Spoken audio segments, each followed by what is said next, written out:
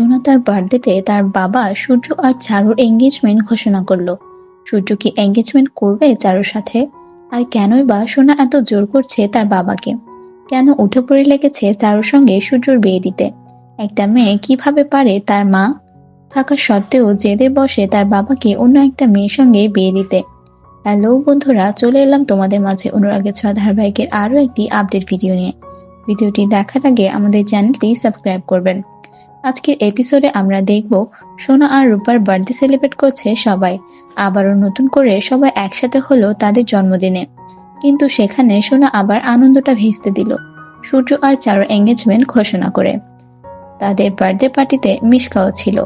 মিশকা তো কখনোই সহ্য করবে না সূর্য তার চোখের সামনে অন্য কারো হয়ে যাক, আর সূর্য শুধু দীপাকে চায় তার জীবন সঙ্গী হিসেবে। আপনারা কি চান যে সূর্য আর চারুর এঙ্গেজমেন্টটা হয়ে যাক? পরবর্তী আপডেট জানতে ভিডিওতে লাইক এন্ড কমেন্ট করবেন।